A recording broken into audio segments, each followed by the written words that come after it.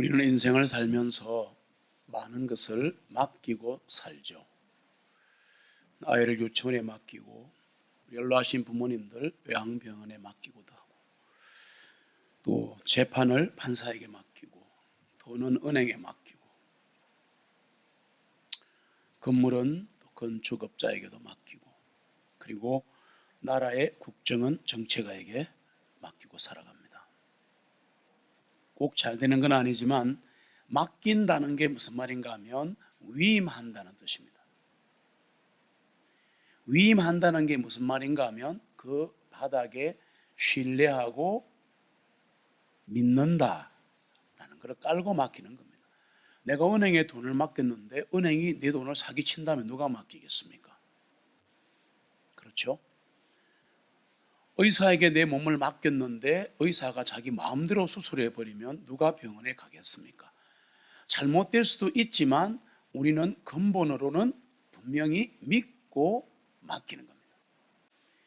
신뢰 없이 맡길 수는 없는데, 그러면 가장 중요한 내 인생과 내 가정은 누구에게 맡기고 살아가는가? 생각을 해보셔야 됩니다. 나는 내 가정과 내 인생을 누구에게 맡기는가? 그리고 내 영혼은 누구에게 맡기고 살아가는가? 우리 너무 바쁘지 않은가? 너무 바쁘지 않은가? 예배 시간도 빨리 마치고 가야 되는 우리는 현대인들입니다. 그런 책이 있습니다. 현대 미술에는 현대 미술이 없다, 그런 책이 있습니다. 되게 웃기는 책인데 잘 생각해 보십시오. 현대 미술에는 미술이 없다라는 표현이 무엇을 말하고 싶은지, 미술이 사라졌다는 거예요. 현대 교회는 예배가 사라졌습니다. 우리 너무 바빠요. 시계를 보면서 예배를 드립니다. 그렇게 쫓기면서 살아야 한다는 게 이상하지 않습니까? 하나님은 우리를 그렇게 만들지 않으셨습니다. 우리가 얼마나 하나님을 맡기는가의 싸움이 신앙 싸움이다. 우리 주 예수님 살아있는 나무 위에서 돌아가시기 직전에 이렇게 말씀하셨습니다. 테텔레스타이, It is finished. 다 이루었다. 그리고는 아버지여, 내가 내 영을 아버지에게 맡기나이다. 혼은 십자가 위에 쏟으시고 영은 맡기시고 그랬습니다. 하나님이신 그분도, 신이신 그분도 영을 아버지께 맡겼다는 얘기입니다. 전폭적으로 맡긴 거죠.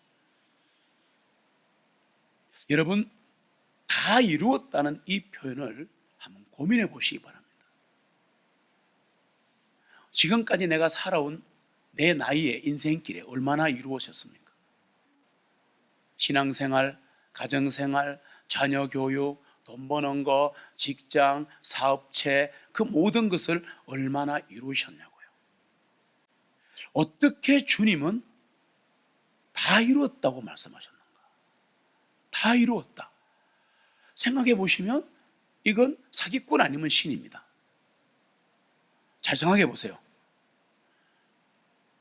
나는 완전히 완벽하게 내 인생에서 하고 싶은 일을 싹 다 했다, 그 말인데 이건 사기꾼 아니면 신이에요.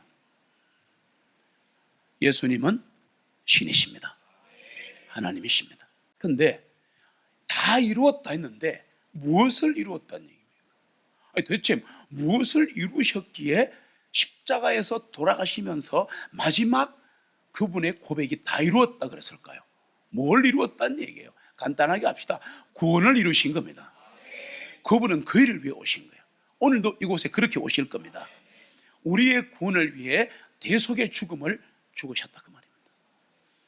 우리를 위하여 저주를 받고 벌레가 되고 죄가 되어 완전한 구속 사역을 이루셨다.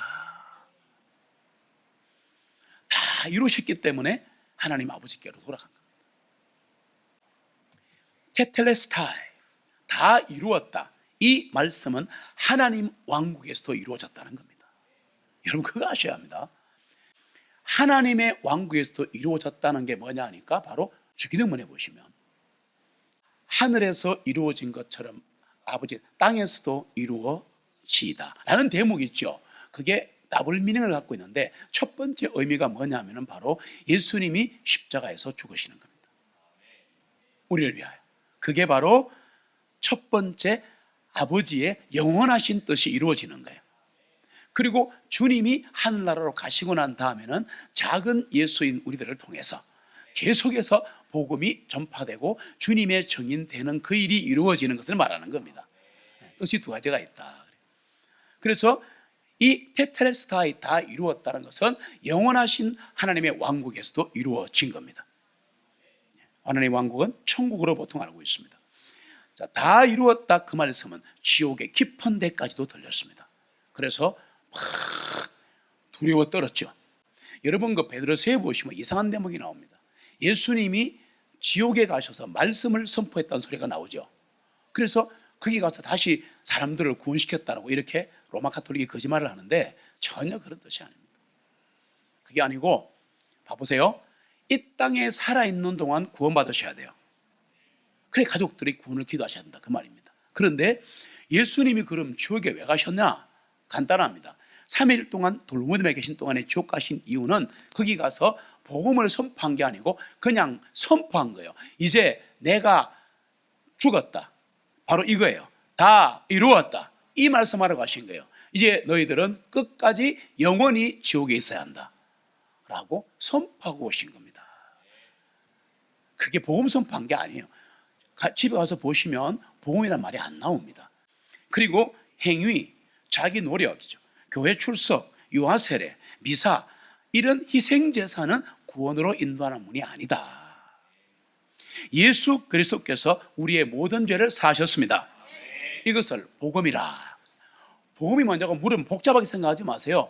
우리는 복음을 전해야 한다. 예수님은 우리에게 복음을 선포하셨다 할 때 그게 뭐냐 하니까 바로 간단한데 예수님이 우리의 죄를 대신하여 죽으셨다. 이 말만 해도 구원이 일어납니다. 전도 훈련 필요 없습니다, 여러분. 네. 뜨거운 마음을 가지고 애타는 마음을 가지고 가서 요 비슷한 거 얘기하면 됩니다. 예수님은 나를 위해 돌아가셨어요. 내가 구원 받았거든요. 예수님이 당신을 위해 돌아가셨습니다. 당신은 죄인입니다. 하나님을 떠난 게 죄인입니다. 얼마나 인생이 허무하십니까? 인생 자신 있습니까? 다 이루셨습니까? 예수님은 십자가에서 다 이루셨습니다. 주급받는 거죠. 그래서 재벌이든 사장이든 뭐 박사든 필요 없습니다. 돈을 많이 벌었다 해서 인간이 흠하지 않은 게 아니에요. 그렇지 않습니다. 이 예수 그리스도께서 우리의 모든 죄를 사하셨다는 이 복음을 들을 때 반응만 보이시면 돼요. 그러면 죄인임이 고백되면서 예수님이 나의 구세주이심이 믿어지는 순간 구원받습니다. 다 이루었다는 것은 우리 인간의 모든 의를 부수는 청천벽력입니다. 사람이 의롭다, 내가 착하다는 것을 박살내는 게 바로 다 이루었다는 겁니다.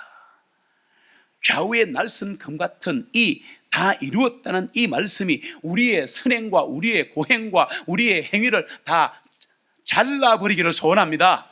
이 땅 살면서도 주님의 열심으로 우리는 살아가고 있습니다. 하나님의 열심으로 지금도 이 자리에서 예배드릴 수 있는 겁니다. 그거를 감사하는 순간 감격이 오는 거예요. 성경 말씀은 다 이루어졌습니다. 죄사함 다 이루어졌습니다. 구원 다 이루어졌습니다. 여기에 무엇을 덧붙이려 하지 마라. 덧붙이면 생명책과 거룩한 도시에서 이름을 빼버린다. 너 줄라 하다가 빼버린다 그 말입니다. 지옥 가는 거죠. 절망하는 사람들이 이렇게 전하시기 바랍니다. 나는 죄에서 벗어날 수가 없다. 그런 사람들에게 다 이루었다. 우리가 할 때는 주님이 다 이루셨습니다. 예수님이 다 이루셨습니다. 그렇게 전하면 그 사람이 움직인다니까요. 절망하는 사람에게 전하십시오. 나는 죄에서 벗어날 수 없다고 외치는 자에게 주님이 다 이루셨다고. 구원의 길이, 죄사함의 길이 단번에 영원히 한 번에 끝났다. 그러면 이단이 돌아와요. 교회를 다니지만 의심과 두려움 속에 있는 사람들에게 말씀하셔야 됩니다. 다 이루어졌습니다. 그분이 이루셨습니다. 내가 무언가 선한 행위를 하면 구원받을 거야 라고 하는 그런 사람들에게 또 전하셔야 합니다. 아닙니다. 아닙니다. 사람들이 행하거나 느낀 것 때문에 아니라 예수 그리스도가 행하신 속죄 때문에 다 이루어졌다는 겁니다. 구원의 확신이 헷가다 할 때는 성경 보셔야 됩니다. 말씀 들어야 됩니다. 다 이루었다 하신 주님 마지막 말씀을 아버지여 내가 나의 영을 아버지 손에 맡기나이다. 자, 이 두 가지를 갖고 오늘 승리하셔야 됩니다. 예수님은 생명을 빼앗기신 것이 아니라 스스로 하나님 아버지의 보호에 넘겨주신 거예요. 여러분 조심하세요. 사탄이 죽인 게 아니에요. 마귀가 죽인 거 맞는데 예수님은 알면서 스스로 목숨을 내주신 겁니다. 다 이루셨기 때문에 아버지께로 돌아가신 겁니다. 우리 언젠가 이 광야 같은 세상을 떠나서 아버지 하나님께 돌아갈 때 우리도 이렇게 말하면 좋겠습니다. 아버지여 내 영을 아버지 손에 맡기나이다. 우리 죽을 때 다 이렇게 말합시다. 아버지 내 영을 주님 손에 맡깁니다. 얼마나 멋있습니까? 우리 주님은 나무 위에서 마지막 말씀을 시편 31편에서 인용한 것을 외치시는데요, 한번 같이 읽어보겠습니다. 주님의 손에 나의 영을 맡기나이다. 오 주님 진리의 하나님이시여 주님은 나를 구속하셨나이다. 아멘. 이거 누가 한 말이에요? 다윗이 한 말이에요. 예수님은 하나님의 말씀인 성경에 흠뻑 젖어 있었습니다. 여러분 모든 모임과 모든 예배는 말씀이라 해야 돼요. 왜? 내가 너에게 이런 말들이 영이요 생명이니라. 예수님은 자신이 말씀이신데도 말씀에 흠뻑 젖어 있었습니다. 모든 걸 다 말씀을 하셨어요. 그분이 하신 말씀을 추적하면 전부 다 구약성에 다 있어요. 죽으시는 순간까지도 성경 말씀을 말을 하셨습니다. 이렇게 쉬운 겁니까? 여러분 우리 조금만 어렵고 조금만 문제가 있으면 우리는 내 입에서 불평불만이 나오잖아요. 세상 얘기가 나오잖아요. 조금만 저 사람이랑 잘못하면 막 스가발 나오고 막 그러지 않습니까? 그러니까 이게 문제가 있다는 거예요. 예수님 닮읍시다. 예. 모든 얘기 나올 때마다 참고 인내하고 사랑의 말을 하고 온유한 말을 하고 연습하셔야 돼요. 다윗은 시편에서 주님의 손에 내 영을 맡깁니다. 예수님이 이렇게 바꿨습니다. 아버지여 내 영을 아버지 손에 맡기나이다. 왜? 이거 중요합니다. 다윗은 주님이여 그랬는데 우리 예수님은 돌아가실 때 아버지여라고 불렀습니다. 이거 중요합니다. 설명을 좀 이따 할게요. 왜 아버지라고 불렀는가 하면 자 들어보세요. 주님은 다윗보다 훨씬 더 귀하신 아들이기 때문입니다. 상황이 달라요. 주 예수님은 영어로 He's the only begotten Son. 하나님에게서 유일하게 나신 아들입니다. 엄청난 자리입니다 이거. 그래서 예수님은 하나님의 아들이십니다가 믿어지는 순간 구원받아요. 예수님은 하나님의 아들이십니다를 고백하는 순간 성령 충만이 오는 거야. 이거 엄청난 겁니다 여러분. 말의 위력입니다. 이게 말씀의 위력이란 거죠. 어쨌든 예수님은 아버지여 하면서 기도하시고 성경을 인용하셨다는 겁니다. 굉장한 겁니다. 여러분 기도 중에 기도는 성경을 인용하는 겁니다. 네. 하나님 말씀으로 가득 찬 기도만큼 훌륭한 기도는 없다.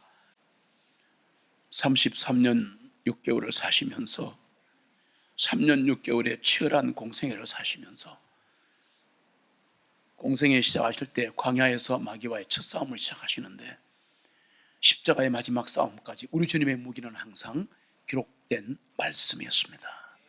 Written records, Holy Scripture. 그래서 그분 언제나 이렇게 말씀하시죠. It is written. 말씀은 기록되어 있다. It is written. 그래서 이 말씀하시면서 기록되었으되 이러면서 승리하신 거예요. 여러분 다른 걸 하려 하지 마세요. 뭐 이상한 환상 이런 거 안 중요합니다. 기적도 그렇게 중요한 건 아니에요. 기적을 주시는 주님이 중요한 거예요. 은혜를 주시는 주님이 중요한 것이고 물질을 주시는 주님이 중요한 거야. 절대 결과물에 현혹되지 말자. 기록된 말씀으로 기도하고 승리하시기를 축복합니다. 아버지여 하신 주님께서 왜 우리 아버지여라고 안 하셨을까? 여러분 고민해 보셨어요? 성경 잘 보시면 예수님이 요한복음 17장이 주기도문입니다. 마태복음은 주님이 가르쳐 주신 기도고 제자에게 주님이 하신 기도는 요한복음 17장입니다. 어마어마한 장인데 거기 보시면 우리 아버지여라는 표현을 안 씁니다. 왜 그런가? 잘 보세요. 예수님은 하나님의 직접 아들이고 직접 아버지이기 때문입니다. 하나님이. 그래서 그냥 아버지요 이렇게 합니다. 그러나 우리를 보고는 하늘에 계신 우리 아버지여라고 기도해라 그랬습니다. 왜? 우리 모두의 아버지이기 때문에.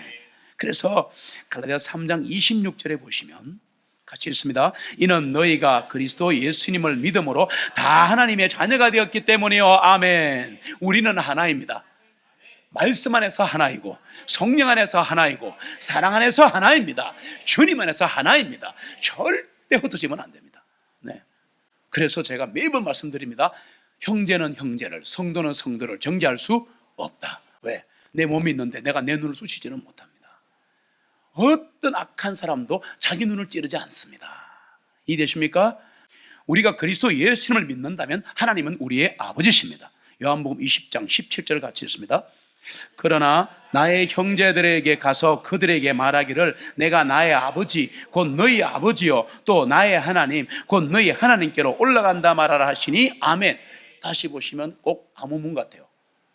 왜 이렇지? 왜 이렇게 말씀이 복잡하지? 잘 보시면 제가 말씀드렸습니다. 예수님은 아버지고 우리는 우리 아버지예요. 그래서 봐보세요. 지금 주님이 하신 말, 예수님이 형제들에게 가서 그들에게 내가 나의 아버지 곧 너희 아버지, 나의 하나님 곧 너희 하나님께로 올라간다. 이 비밀이 풀리기를 바랍니다. 네. 그래서 우리는 우리 하나님으로 해야 돼요. 물론 나 개인이 하나님 됩니다. 그걸 모르는 게 아니라 우리는 구원받은 하나님의 모임체입니다. 공동체이기 때문에 우리 하나님이에요. 여러분, 하나님은 예수 믿는 자들의 아버지십니다. 하나님은 모든 사람의 아버지가 아닙니다. 믿는 자들의 아버지십니다. 얼마나 멋있어요. 우리 아버지가 하나님이라는 거. 모든 사람이 하나님의 자녀들이 되면 그 사람들을 양자로 택할 수 없어요. 양자가 아니기 때문에 택하는 거야. 여러분, 하나님의 자녀가 되는 것은 믿음으로 거듭날 때 된다. 그래서 요한복음 1장 12절로 13절의 말씀을 보시면 같이 읽습니다. 그러나 주님을 영접하는 자 곧 그분의 이름을 믿는 자들에게는 주님께서 하나님의 아들들이 되는 권능을 주셨으니 이들은 혈통으로나 육신의 뜻으로나 사람의 뜻으로 나지 아니하였고 오직 하나님께로부터 난 자들이니라. 아멘. 그분의 이름을 부르고 믿는 자에게는 구원이 있다. 오늘도 부르시면 구원, 부르시면 회심, 부르시면 성령의 충만 오게 되어 있습니다. 주님의 이름에 권능이 있습니다. 예수님의 이름 안에 믿음이 있습니다. 그분의 보혈 안에 믿음이 있습니다. 우리는 그냥 부르면, 왜? 아버지이기 때문에 부르면 응답하는 거예요. 믿고 하십시오. 오늘도 결단 기도 하실 때 양껏 부르시기 바랍니다. 하나님 우리 아버지요, 우리는 하나님의 자녀입니다. 이 진리의 말씀 속에 큰 위로가 있습니다. 어떤 위로가 있느냐? 우리가 고난을 당할 때든 평안할 때도 아버지요 불러야 합니다. 주님도 있지만 아버지라는 호칭이 굉장히 중요합니다. 여러분, 견딜 수 없는 고난과 시련 속에서도 아버지요 라고 부르시면 응답하십니다. 용서할 수 없는 산을 만났습니다. 저 인간은 내가 용서할 수가, 아이고 그게 누구인지 몰라요. 그러나 가까운 사람에게 높잖아요. 그럴 때 아버지요 부르면 내 마음 아시는 거야. 그래서 아버지요 저들을 용서해 주옵소서. 저들은 자기들이 하는 것을 알지 못하나이다. 자기들의 하나님을 지금 못 박아 죽이고 있습니다. 그러나 저들을 용서해 주세요라는 그 주님의 용서의 마음이 내게 부어진다니까. 아버지라고 부르면 고난도 슬픔도 분노도 주님께 맡깁시다. 육신의 질병이든 마음의 고통이든 우리 아버지여라고 오늘 기도하십시다. 부르는 순간 하나님이 분명히 어떤 일을 하실 겁니다. 내 마음과 입술에 부르짖음이 있을 때 내가 하나님의 자녀인 겁니다. 인색하지 마십시오. 하나님의 이름을 부르는데 인색하지 말란 말이에요. 기도하는데 인색하지 말란 말이에요. 하나님이 나와 함께 하신다는 것을 부르면 알게 되었습니다. 이스라엘을 지키시는 분은, 교회를 지키시는 분은 졸지도 주무시지도 않습니다. 내 모든 시험과 무거운 짐을 주님께 맡깁시다.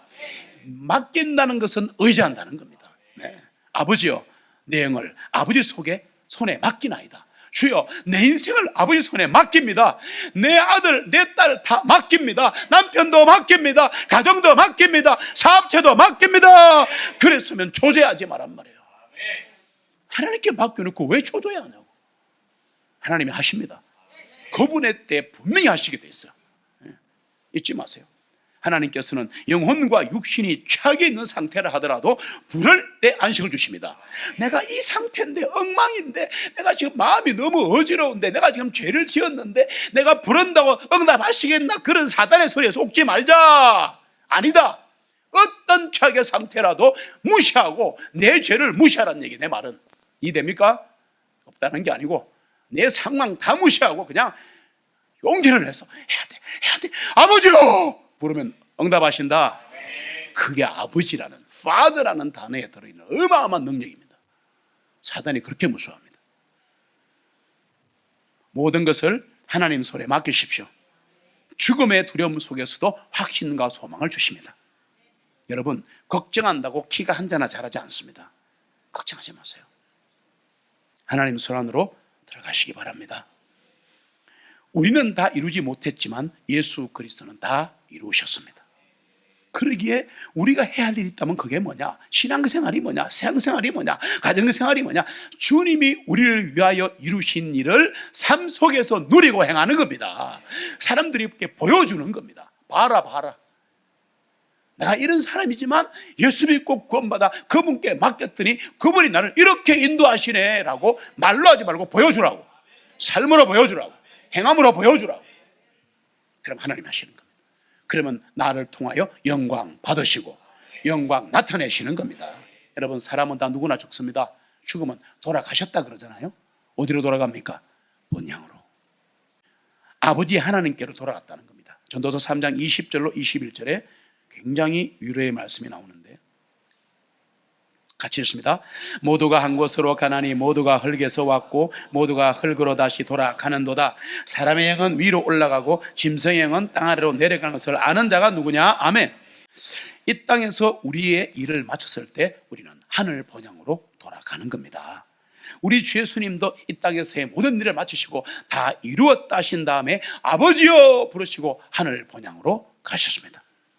스데반이 복음을 전하니까 돌을 던지는데 막 소나기처럼 던지는 거예요.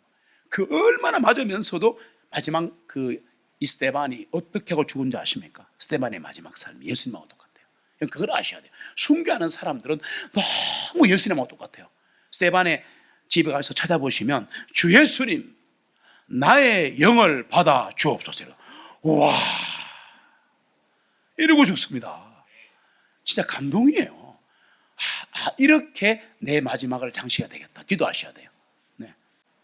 하나님이 우리 아버지시라면 죽을 때 우리가 본향으로 간다면 하나님은 우리를 영접해 주실 것입니다. 나는 부족해도 영접하십니다. 나는 부족해도 기도 응답하십니다. 나는 부족해도 인도하시더라니까. 이게 우리 하나님 아버지예요. 나의 부족함에 너무 매이지 말자. 매이지 말자. 장문에 딱 한마디만 하면 돼요. 하나님 죄송해요. 잘못했어요. 그거 못해. 하나님 앞에 진심으로.